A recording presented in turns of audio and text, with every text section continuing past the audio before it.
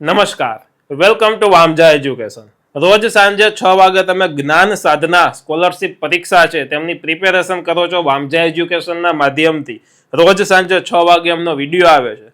તો આજના આ વિડીયોની અંદર આપણે શીખવાના છીએ જ્ઞાન સાધના સ્કોલરશિપ એક્ઝામનો એક ભાગ છે SAT. આપણને ખબર છે બે ભાગ છે, એક છે બૌદ્ધિક યોગ્યતા કસોટી MAT, એક છે શૈક્ષણિક યોગ્યતા કસોટી જેને કહેવાય SAT, અને એમની અંદર ગુજરાતી વિષય ધોરણ 8 નો છે. તો એ ગુજરાતી વિષયની મોસ્ટ IMP કોઈ વસ્તુ હોય તો એ છે પાઠ, સાહિત્ય પ્રકાર અને એનો લેખકનું નામ, અથવા તો કોઈ કાવ્યનો સાહિત્ય પ્રકાર કયો અને એના કવિનું નામ, અને ત્રીજી મોસ્ટ IMP વસ્તુ, એટલે આ બધી મોસ્ટ IMP પહેલા નંબરની જ કહેવાય. તો આ 3 મોસ્ટ IMP વસ્તુ છે, તેમાંની આ ત્રીજી મોસ્ટ IMP વસ્તુ કોઈ લેખક અથવા તો કવિ આપે અને એનું હુલામણું નામ પૂછે, એમનું બીજું નામ પૂછે અથવા તો એમનું ઉપનામ પૂછે, તો એ શું, એ વસ્તુ આપણે આ વસ્તુ છે એ આ વિડીયોની અંદર જોવાના છીએ. સૌથી પહેલા તમારા વિડીયોને લાઈક કરી દેવાનો છે, ચેનલમાં નવા છો તો સબસ્ક્રાઇબ કરીને બેલ આઇકન દબાવવાનું છે, તથા આ વિડીયોને તમારા ફ્રેન્ડ સાથે ચોક્કસથી શેર કરવાનો છે. મેં અહીંયા મારી સામે સરસ મજાની નોટ બનાવેલી છે, જેથી કરીને ભૂલાઈ નહીં કઈ તમને બનાવવાનું. અને બરોબર, અને 22 આપણે લેખક, લેખિકા, કવિ અથવા તો કવિયત્રીના હુલામણા નામ જોવાના છે, અને 22 તમારે યાદ રાખવાના છે. તો ચાલો હું તમને 22 નામ છે તે લખાવું, બરોબર, સમજાવું. તો ચાલો જોશું આપણે કે કવિ અથવા તો લેખક અને તેમના ઉપનામ. હેડિંગ મારી દેવાનું છે, કવિ અથવા તો લેખક અને એના ઉપનામ આપણે જોવાના છે. ઉપનામ, તો એમના ઉપનામ આજે જોશું. તો 22 જોવાના છે, એક એક પછી એક એક જોતા જઈએ. તો સૌથી પહેલા કવિ અથવા તો લેખકનું નામ છે સચ્ચિદાનંદ વાત્સ્યાયન. શું છે? તો સચ્ચિદાનંદ. જોજો પેલું સચ્ચિદાનંદ વાત્સ્યાયન, બરોબર, વાત્સ્યાયન. આ છે લેખકનું નામ. અને આમનું ઉપનામ શું છે? હવે આ બાજુ હું લખીશ ઉપનામ, યાદ રાખજો. તો આમનું ઉપનામ છે આગ્નેય. શું છે? આગ્નેય. આમનું ઉપનામ છે. નેક્સ્ટ, એમના પછી છે રમણભાઈ નીલકંઠ. બીજું રમણભાઈ નીલકંઠ. એમનું ઉપનામ શું? તો કે મકરંદ એમનું ઉપનામ છે. કવિ મકરંદ એવું તમે નામ સાંભળ્યું હોય, બરોબર. તો મકરંદ કોનું ઉપનામ છે? ઉપનામ છે, બરોબર. તો મકરંદ આ રમણભાઈ નીલકંઠનું ઉપનામ છે. ત્રીજું છે બળવંતરાય ઠાકોર. બળવંતરાય ઠાકોર. આ બળવંતરાય ઠાકોરજી છે, એમનું ઉપનામ શું? બળવંતરાય આવે, રાઈ નહીં, બળવંતરાય ઠાકોર. એમનું ઉપનામ શું? તો કે સેહની એનું ઉપનામ છે. એના હુલામણું નામ સેહની, સેહની તરીકે ઓળખે લોકો, બરોબર. આમ આપણા ઘરમાં કેમ આપણું બીજું નામ હોય, બરોબર, હોમ નામ અલગ હોય, ઘરનું નામ અલગ હોય, તો ઘરનું નામ હોય ને એના ઉપનામ કહેવાય. લોકોએ આપેલું નામ સેહની. ચોથું કવિ નન્હાલાલ. કવિ નન્હાલાલ. અને એમનું ઉપનામ આપણને આવડવું જોઈએ, એ છે પ્રેમ ભક્તિ. ઉપનામ છે એમનું પ્રેમ ભક્તિ, એમનું ઉપનામ છે. એમના પછી છે ચંદ્રવદન મહેતા.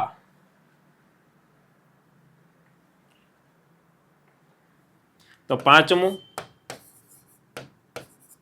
ચંદ્રવદન મહેતા. એમનું ઉપનામ શું? તો ચાંદા મામા એમનું ઉપનામ. હા, ચાંદા મામા, હો, ચાંદા મામા, આ એમનું ઉપનામ છે. છઠ્ઠું જોવો જોઈએ. છઠ્ઠું છે ગૌરી શંકર જોશી. ગૌરી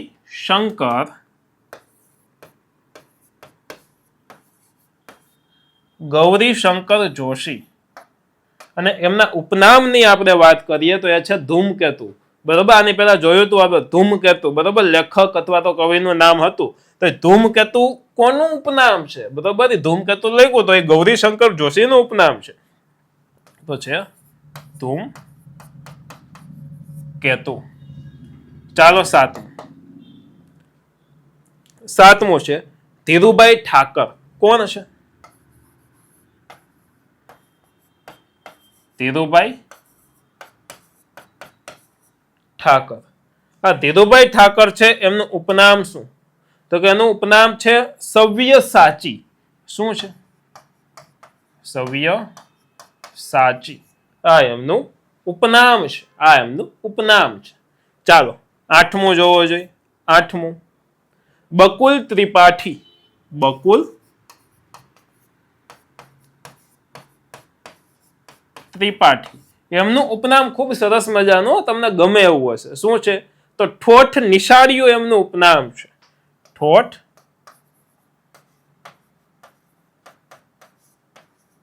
નિશાળીઓ આ એમનું ઉપનામ છે, હુલામણું નામ છે. ચાલો 9મું છે નટવરલાલ પંડ્યા.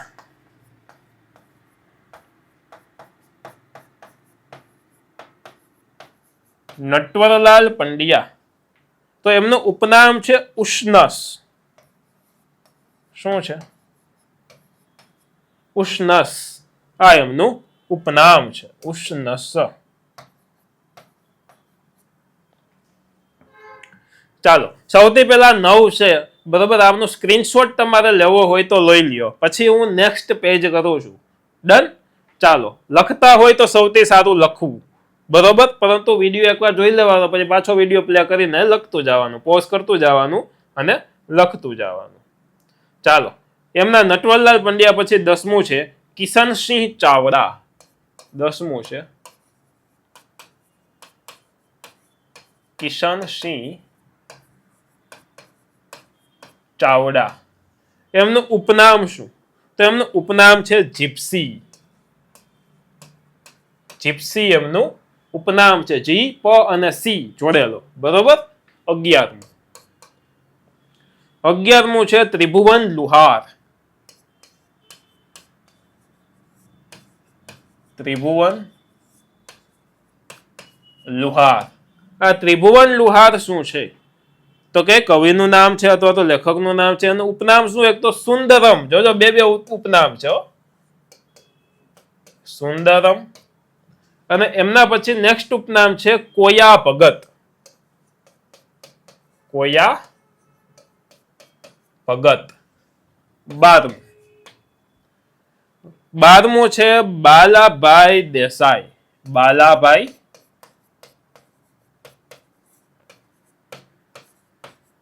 બાલાભાઈ દેસાઈ. અને જેમનું ઉપનામ છે જય ભીખુ. શું છે? જય ભીખુ. જય ભીખુ એમનું ઉપનામ છે. ખ અને ખ જોડેલો છે. ચાલો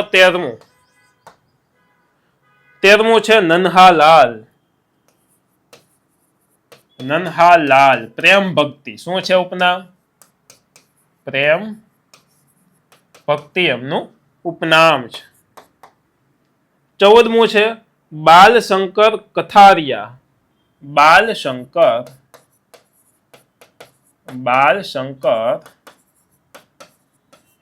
કથારિયા. અને એમનું ઉપનામ છે કલાંત, બાલ અને મસ્ત. કલાંત, બીજું ઉપનામ છે બાલ અને ત્રીજું ઉપનામ છે મસ્ત. આ અલગ અલગ ઉપનામ થઈ ગયા. આ ત્રીજું ઉપનામ છે મસ્ત.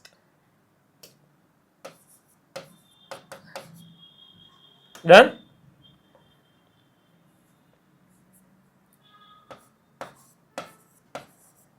ચાલો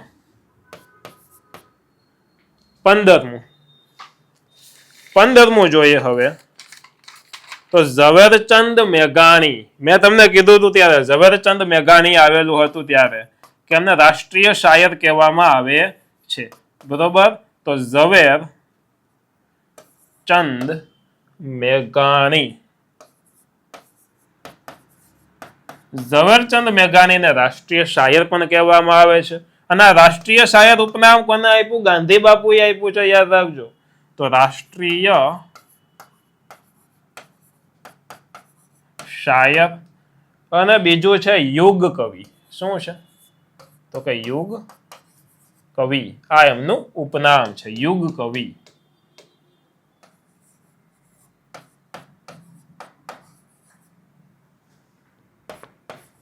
ચાલો 16મું, મણિશંકર રત્નજી ભટ્ટ.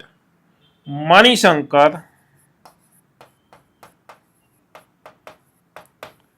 રત્નજી આ ભટ્ટ, મણિશંકર રત્નજી ભટ્ટ છે, એમનું ઉપનામ છે કાંત. શું છે? તો કે આ કાંત એમનું ઉપનામ છે.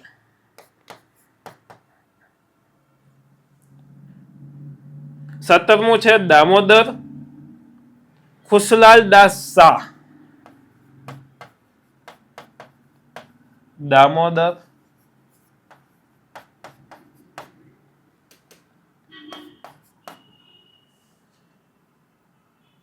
ખુશલદાસ શાહ.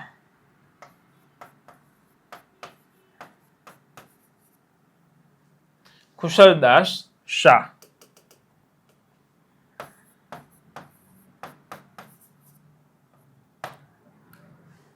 અને એમનું ઉપનામ છે કવિ બોટાદકર. કવિ બોટાદકર. તમે કીધો સર કેટલા યાદ રાખવા? તો આ યાદ રાખવા ફરજિયાત છે બાળકો, ફરજિયાત છે. આના સિવાય કોઈ ઉદ્ધાર નથી, યાદ રાખજો. ચાલો, એમના પછી 18મું. દત્તાત્રેય કાલેલકર.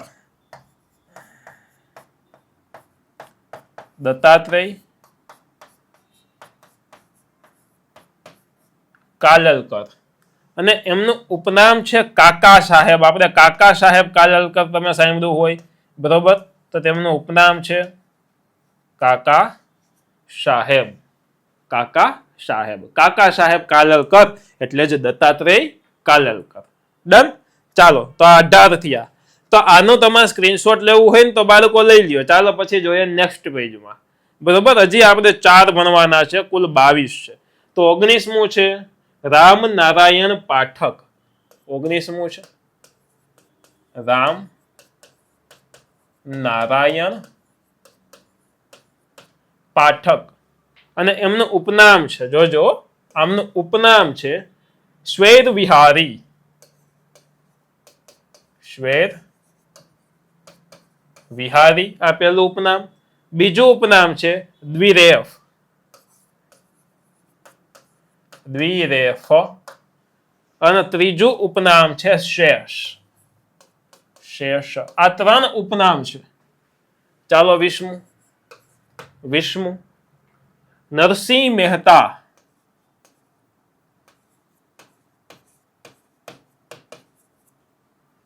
નરસિંહ મહેતા.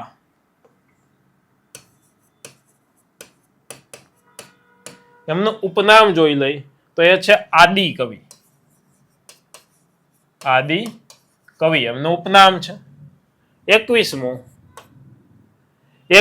છે સુરસિંહજી તખ્તસિંહજી ગોહિલ, એટલે કે કલાપી. સુરસિંહજી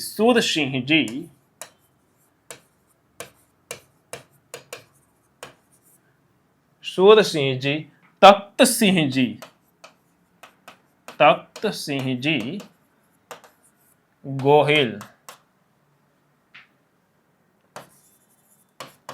એટલે કે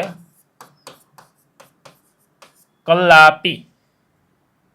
22મું ગીજુભાઈ બધેકા, એટલે કે મુછાળીમાં. ગીજુભાઈ બધેકા એટલે કે મુછાળીમાં. તો આ થયા કવિ અથવા તો લેખકના નામ અને તેમના ઉપનામ. સ્ક્રીનશોટ લેવો હોય તો ફટાફટ લઈ લ્યો, લખવાની મજા આવશે. તો આશા રાખું છું કે આ કવિ અથવા તો લેખકના નામ બરોબર તમે જોઈ લીધા, એમના ઉપનામ તમે જોઈ લીધા, અને આટલી વસ્તુ પાકી કરવી ખૂબ જરૂરી છે. જો ગુજરાતીમાં તકલીફ પડે ને એટલી જ વસ્તુ છે, આના પછીની કોઈ વસ્તુમાં મોસ્ટ ઓફ તકલીફ પડે એવું છે નહીં. બરોબર, સમાનાર્થી વિરોધાર્થી થોડા ઘણા યાદ રાખવાના થશે. બરોબર, બાકી શબ્દ સમૂહ માટે એક શબ્દ એવું યાદ રાખવાના થશે, બાકી બહુ કાંઈ તકલીફ પડે એવું છે નહીં. તો આટલી વસ્તુ ખાસ તમારે પાકી કરવાની છે. આશા રાખું છું કે આ વિડીયો તમને ખૂબ હેલ્પફુલ તમારી એક્ઝામ માટે થશે. બધા વિદ્યાર્થીઓ લાઈક કરી અને સરસ રીતના કોમેન્ટ કરી દેવાની છે, અને તમારા ફ્રેન્ડ સાથે આ વિડીયોને તમારે ચોક્કસ શેર કરી દેવાનો છે. સબસ્ક્રાઇબ નથી કરી તો સબસ્ક્રાઇબ કરીને બેલ આઇકન દબાવો. મળીએ છીએ નેક્સ્ટ વિડીયોમાં. ધન્યવાદ.